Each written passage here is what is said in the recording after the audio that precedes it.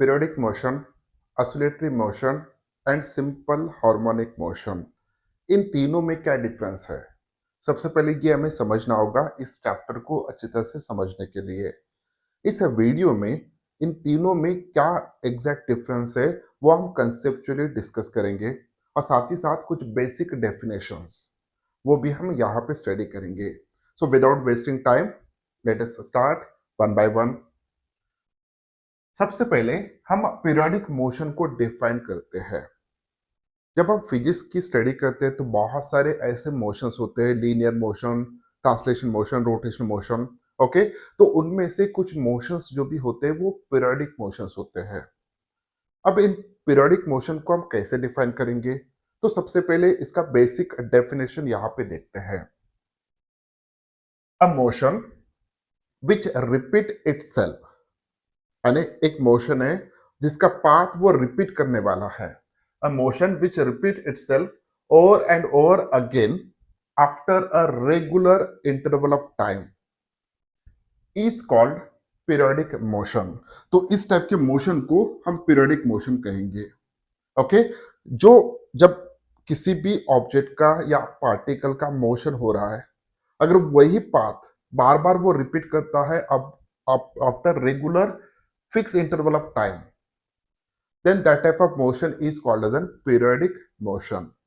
यहाँ पे हम एग्जांपल देखते हैं। सबसे पहला एग्जांपल है वॉच। इस वॉच में जो भी सेकंड हैंड है, okay, this is the second hand. इस सेकंड हैंड का हम टिप इमेजिन करेंगे। अब उस टिप का मोशन जब स्टडी कीजिए, उसका मोशन जो भी है it is a circular motion उस टिप का। अब वो सर्कुलर मोशन जो भी सर्कुलर पाथ वहां पे वो रिपीट करेगा आफ्टर 60 सेकंड। ओके, हर 60 सेकंड बाद वही सर्कुलर पाथ वो रिपीट करेगा। Then that type of motion of that tip of second end is called as an periodic motion, क्योंकि 60 सेकंड बाद वो रिपीट कर रहा है उसी पाथ को। अगर हम मिनट हैंड की बात करते हैं तो मिनट हैंड का टिप जो भी होगा it again it make a circular motion, और अब 60 सेकंड बाद वही पाथ वो रिपीट करने वाला है। Okay, then such type of motions are called as an periodic motion. अगर वही पाथ वो रिपीट करते हैं after regular interval of time, then that type of motions are called as an periodic motions. Okay sir, हमें तो periodic motion आप समझ में आ गया। अब और एक एग्जांपल लेंगे। अब बताइए सर, यहाँ पे एक सन है और उस सन के अराउंड अर्थ का रिवॉल्यूशन हो रहा है। तो अर्थ जो भी पाथ ट्रेस कर रहा है तो उस पाथ को वो रिपीट करेगा क्या? The answer is that yes sir, 100% करेगा। कितने टाइम के बाद करेगा?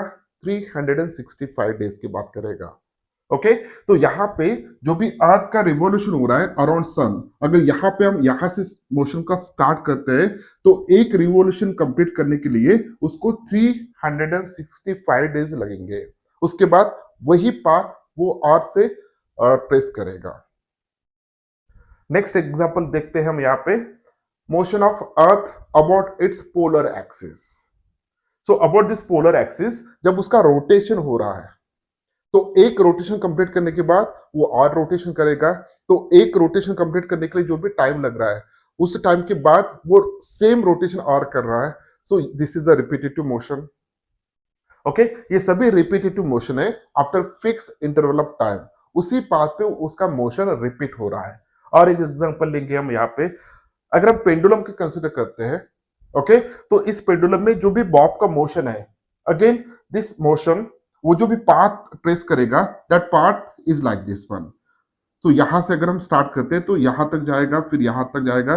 सो यही पाथ वो रिपीट करने वाला है after fix interval of time. Then this all type of motions are the periodic motions. अब तो समझ में आ गया है सर हमें पीरियोडिक मोशन क्या होता है। अब नेक्स्ट देखेंगे what is the meaning of oscillatory motion. Oscillatory motion का डेफिनेशन, ऑसिलेटरी और वाइब्रेटरी मोशन। ऑसिलेटरी मोशन का और दूसरा नाम है वाइब्रेटरी मोशन।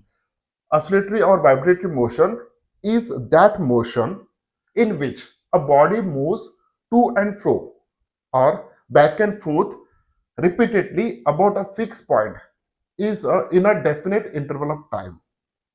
एक डेफिनेट इंटरवल ऑफ टाइम में एक फिक्स पॉइंट के अक्रॉस अगर टू एंड फ्रो मोशन होता है, then that type of repetitive motion is called as an oscillatory motion या वाइब्रेटरी मोशन. एग्जांपल, यहाँ पे देखिए, ये जो भी बॉब है, जब इसका मोशन होगा इस पेंडुलम का, तो यहां से मोशन अगर स्टार्ट करते हैं तो यहां तक इस टाइप का मोशन उसका होगा. अब यहां से अगर ये पॉइंट अगर हम कंसिडर करते हैं तो this point is called as an equilibrium point. Okay, so about this point, fix point, the motion of this bob is just like a to and fro motion. वो इसके पॉइंट को cross करके इस side जा रहा है, फिर वापस आ रहा है, उस पॉइंट को क्रॉस करके इस साइड आ रहा है. So back and fourth motion कह सकते हो इसको, आप टू एंड फ्रो मोशन भी कह सकते हो. तो इस टाइप के मोशन को हम ऑसिलेटरी मोशन कहेंगे. अब यहाँ पे अगर मोशन यहां से स्टार्ट हुआ है तो यहां से जाके यहां तक आने के लिए, फिर वापस आने के लिए जो भी टाइम लग रहा है, that is called as an time period for one oscillation. Okay, so this is a example of the oscillatory motion. अब भैया दूसरा एग्जांपल देखते हैं, क्या वो ऑसिलेटरी मोशन है कि नहीं, वो हम देखते हैं. So second example is this one. अब यहां पे देखिए, अर्थ सन के अराउंड रिवॉल्व कर रहा है. क्या सर ये ऑसिलेटरी मोशन है क्या? नहीं सर, ये ऑसिलेटरी मोशन नहीं है. क्यों नहीं है? क्योंकि ऑसिलेटरी मोशन के लिए एक फिक्स पॉइंट होना बहुत इंपॉर्टेंट है, और उसी फिक्स पॉइंट के अक्रॉस वो टू एंड फ्रो मोशन करेगा. ओके, लेकिन यहाँ पे वो फिक्स पॉइंट हमें नहीं दिख रहा है, और यहाँ पे टू एंड फ्रो मोशन भी नहीं हो रहा है. यहाँ पे जो भी हो रहा है, इलेक्ट्रिकल ऑर्बिट में वो मूव कर रहा है. ओके, इलेक्ट्रिकल ऑर्बिट में उसका मोशन हो रहा है. तो यहाँ पे इस केस में अगर हम देखते हैं, सो this is a example of the periodic motion but not a oscillatory motion. Okay, oscillatory motion और पीरियोडिक मोशन में आपको डिफरेंस तो समझ में आ गया होगा. तो ये जो भी है, this is not a oscillatory motion, no doubt this one is a periodic motion. अब ये जो भी है पेंडुलम का motion, this is a periodic as well as oscillatory motion. और एक एग्जांपल यहाँ पे देखते हैं. Imagine that this is a container. Inside this container, we are imagining only single molecule. हम सिर्फ एक मॉलिक्यूल के इमेजिन कर रहे हैं. अब जो मॉलिक्यूल्स होते हैं गैस के, स्पेशली आइडियल गैस के, these molecules are in a state of random motion. During their motion, they may collide with the another molecules or with the walls of the container. तो यहाँ पे एक ही molecule है भैया. अगर एक ही मॉलिक्यूल है तो उसका जो भी मोशन होगा, हम ऐसा इमेजिन करेंगे कि ये मॉलिक्यूल इस डायरेक्शन में जा रहा है. अब ये मॉलिक्यूल इस डायरेक्शन में अगर जा रहा है तो डेफिनेटली दूसरे कोई भी मॉलिक्यूल्स नहीं है, तो वो किससे कोलाइड होगा? वो कोलाइड होगा सर इस सरफेस से. अब इस सरफेस पे कोलाइड होने के बाद, हाँ, इस मॉलिक्यूल की वेलोसिटी रिवर्स हो जाएगी, फिर मॉलिक्यूल इस डायरेक्शन में आएगा, फिर आते वक्त उसके पाथ में कोई दूसरा मॉलिक्यूल है ही नहीं है वहां पे, तो फिर वो किसके ऊपर कोलाइड होगा? इस सरफेस के ऊपर कोलाइड होगा सर. अब यहाँ पे कोलाइड हो गया, ओके, इस सरफेस के ऊपर, फिर उसका जो भी वेलोसिटी है वो रिवर्स हो चुका है. सो इस मॉलिक्यूल के मोशन को अगर हम स्टडी करते हैं तो no doubt it is a to and fro motion. और फिक्स पॉइंट हम कहाँ लेंगे? फिक्स पॉइंट हम लेंगे सर सेंटर पे.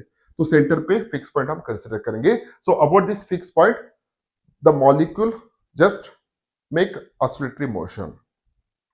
अब सर क्या ये इस मोशन को हम ऑसिलेटरी मोशन कहेंगे क्या? The answer is that yes sir, हम इसको ऑसिलेटरी मोशन कहेंगे. ये भी ऑसिलेटरी मोशन है, ये भी ऑसिलेटरी मोशन है. ओके, लेकिन दोनों में डिफरेंस है. अब डिफरेंस क्या है वो हम थोड़ी देर बाद डिस्कस करेंगे.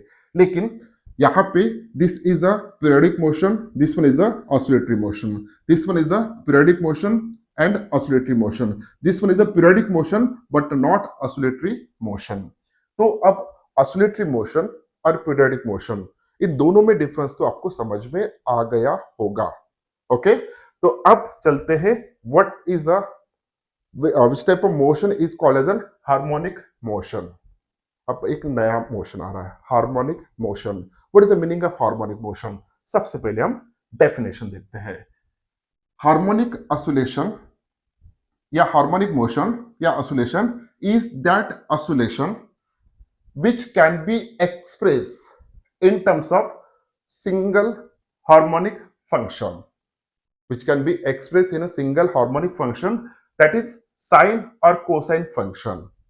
अगर किसी पार्टिकल का ऑसिलेटरी मोशन हो रहा है about fix point, to and fro motion अगर हो रहा है, तो उस पार्टिकल के डिस्प्लेसमेंट को अगर हम साइन के फॉर्म में या कॉस के फॉर्म में अगर एक्सप्रेस कर सकते हैं, then that type of motion is called as an harmonic motion. For example, अगर एक कोई भी ऑब्जेक्ट है, मान के चलिए पेंडुलम कंसिडर करेंगे, इस पेंडुलम का जो भी मोशन होगा that motion is like this one.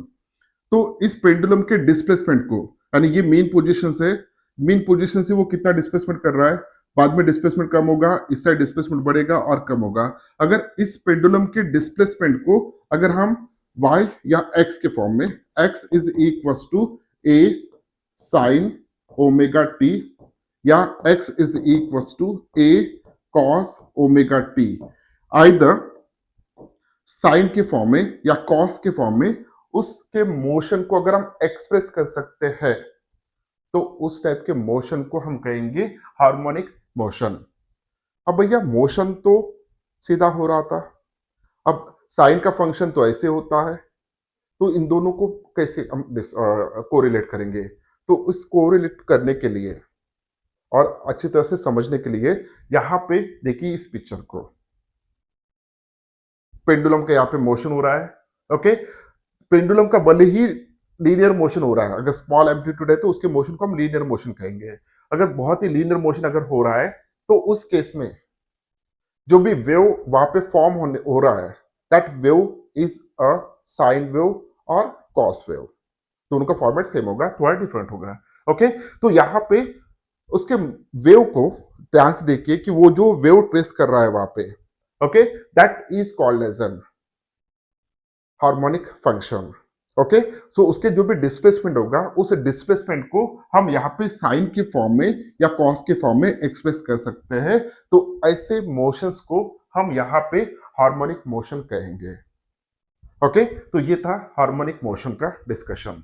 Next one, वही अगर यहाँ पे पेंडुलम का मोशन हो रहा है, जो भी हमने यहाँ पे डिस्कस किया था, तो इसका जो भी डिस्प्लेसमेंट होगा उसको हम साइन के फॉर्म में डिस्कस कर सकते हैं. अब इस इक्वेशन में what is the meaning of A, what is the meaning of omega, ये हम नेक्स्ट लेक्चर में डिस्कस करेंगे, पूरे कंसेप्चुअली डिस्कस करेंगे. ओके, फिलहाल डिस्प्लेसमेंट को हम साइन के फॉर्म में लिख सकते हैं या कॉस के फॉर्म में लिख सकते हैं. अगर ऐसे मोशन को हम हार्मोनिक मोशन या हार्मोनिक ऑसिलेशंस कहेंगे. नेक्स्ट वन, सॉरी, यहाँ पे देखिए, यहाँ पे जो भी वेव फॉर्म होगा, ओके, जो भी वेव फॉर्म होगा उसके मोशन का, तो वो वेव फॉर्म कुछ इस तरीके का होगा जो कि ऑलरेडी हमने डिस्कस किया था. अब ये होगा एक एग्जांपल. सेकंड, अगर मैं यहां पे वही कंटेनर, वही मॉलिक्यूल कंसिडर करता हूं, हमने उस स्लाइड में डिस्कस किया था कि इन दोनों में एग्जैक्टली डिफरेंस क्या है. अब ये तो हमने कहा कि इसका जो भी मोशन होगा वो हार्मोनिक मोशन होगा, क्योंकि इसका जो भी वेव फॉर्म बनेगा दैट इज अ साइन की फॉर्म में, उसका डिस्प्लेसमेंट हम एक्सप्रेस कर सकते हैं. क्या इसका डिस्प्लेसमेंट कैसे होगा? देखिए, ये जो भी मॉलिक्यूल है इस कंटेनर के अंदर, इसका मोशन अगर इस डायरेक्शन में हो रहा है, तो वो यहाँ पे कोलाइड होगा.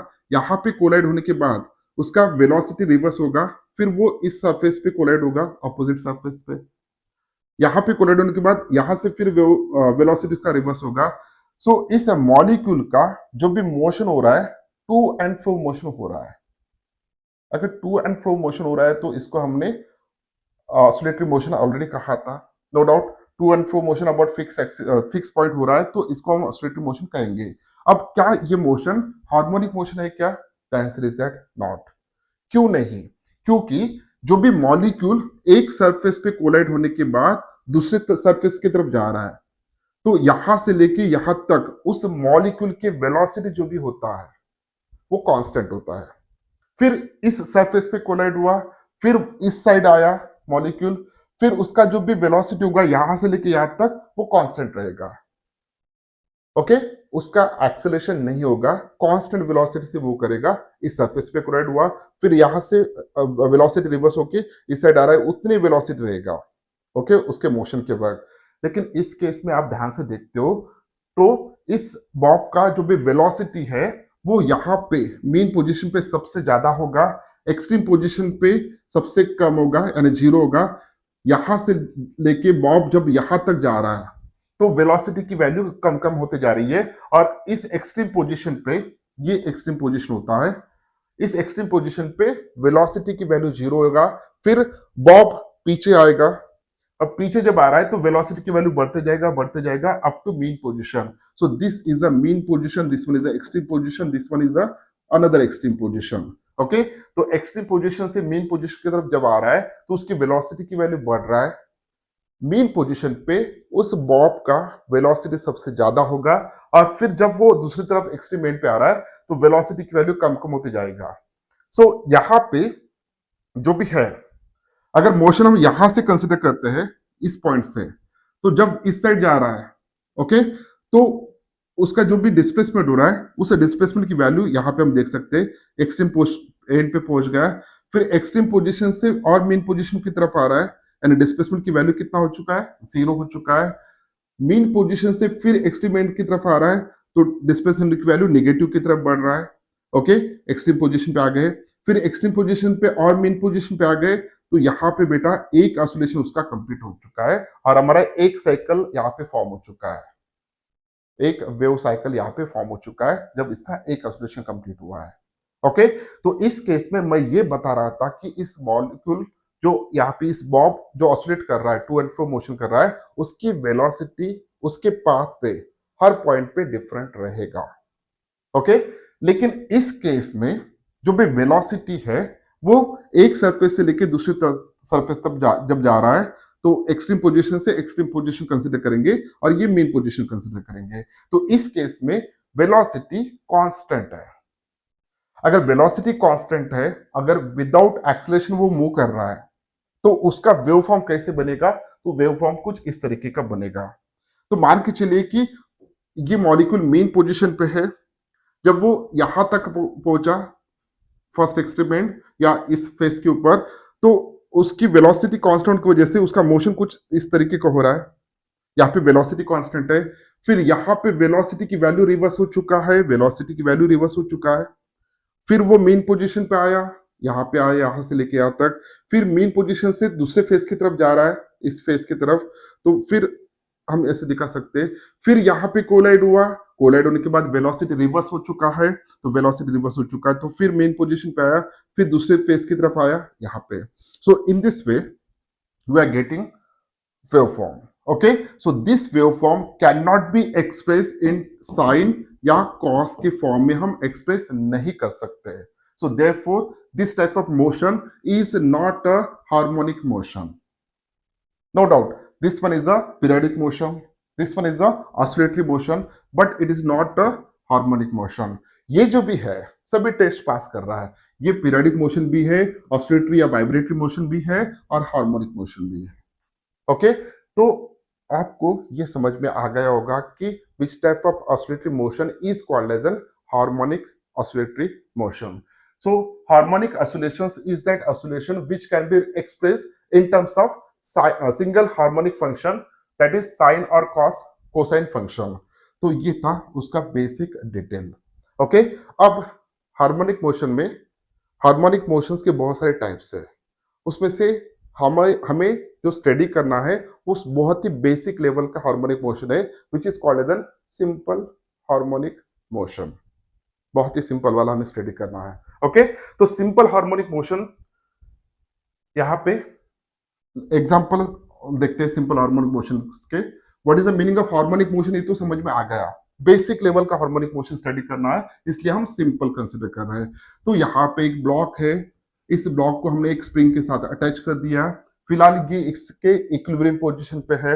अगर इस ब्लॉक को मैं थोड़ा फोर्स अप्लाई करके पास में लाता हूं तो स्प्रिंग में कॉम्प्रेशन क्रिएट होगा। ओके, यानी स्प्रिंग में एक पोटेंशियल एनर्जी क्रिएट होगा। अगर मैं यहाँ पे इसको छोड़ दूंगा तो वो पोटेंशियल एनर्जी रिलीज होगा, तो ब्लॉक आगे जाएगा। और उस ब्लॉक के मोशन को अगर हम स्टडी करते हैं तो this block about this mean position makes to and fro motion. So this is a mean position, this one is the extreme position, this one is a another extreme position. तो extreme position यानी to and fro motion वो करते रहेगा about this fix position. So this is a harmonic function. इसका जो भी equation होगा वो हम साइन के फॉर्म में या कोसाइन के फॉर्म में इसका डिस्प्लेसमेंट रिप्रेजेंट कर सकते हैं. Okay, so this is a simple case of harmonic motion which is called as simple harmonic motion. और एक एग्जांपल है यहाँ पे, this is that example. Okay, motion of pendulum. अगर यहाँ पे इस पेंडुलम को थोड़ा साइड में लाके यहाँ पे लाके छोड़ देते तो इसका मोशन कुछ इस तरीके का होगा. तो इसका पाथ कुछ इस तरीके का बनेगा. This is the mean position, this is the extreme position, this will the another extreme position. Okay, अब यहाँ पे देखिए इन दोनों में भी डिफरेंस है. दोनों केसेस जो भी है वो सिंपल हार्मोनिक मोशन के है, लेकिन दोनों में डिफरेंस है. डिफरेंस क्या है? सोचो सर, क्या डिफरेंस है? इसमें जो भी पाथ बन रहा है that is a straight line path, और यहाँ पे थोड़ा सा सर्कुलर पाथ, यहाँ पे सर्कुलर आर्क जैसा पाथ यहाँ पे कुछ तो बन रहा है. तो इस टाइप के सिंपल हार्मोनिक मोशन को हम लीनियर सिंपल हार्मोनिक मोशन कहेंगे, और इस टाइप के सिंपल हार्मोनिक मोशन को हम एंगुलर सिंपल हार्मोनिक मोशन कहेंगे. ओके, तो दीदाजी एग्जांपल, इन दोनों को पूरे डिटेल में हमें स्टडी करना है आने वाले लेक्चर्स में. अब दो बेसिक, बहुत ही बेसिक डेफिनेशंस हम यहाँ पे स्टडी करते हैं. आप बहुत 8th स्टैंडर्ड 7th स्टैंडर्ड से पढ़ते आ रहे हैं, फिर भी मैं एक बार आपको रिपीट करके दे देता हूँ. What is the meaning of time period? It is the least interval of time after which periodic motion of a body repeat itself.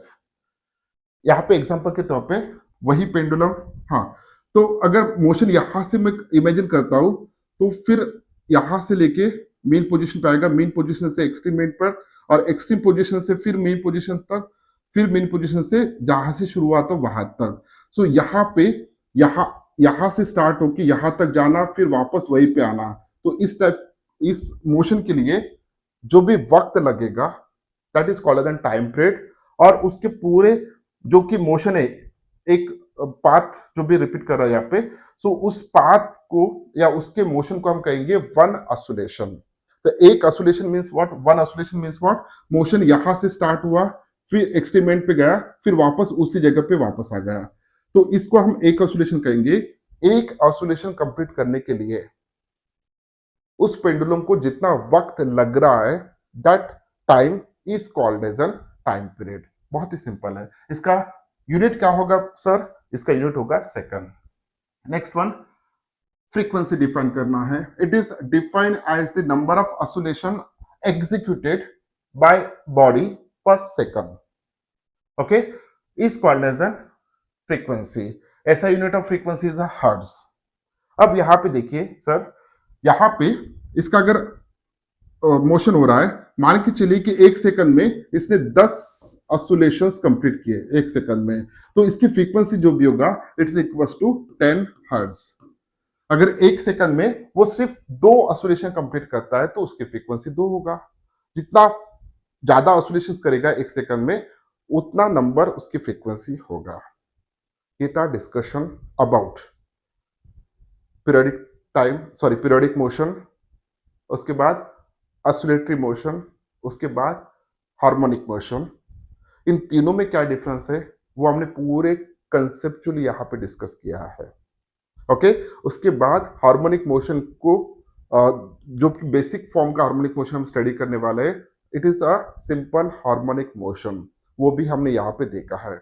Next video में इसी सिंपल हार्मोनिक मोशन को बहुत ही डिटेल में हमें समझना है. जब वो पार्टिकल एसएचएम कर रहा है, सिंपल हार्मोनिक मोशन कर रहा है, तो उसके हर पॉइंट पे, उसके पाथ के हर इंस्टेंट पे उसका एक्सेलरेशन क्या होगा, उसकी वेलोसिटी क्या होगा, उसका डिस्प्लेसमेंट कितना हुआ होगा.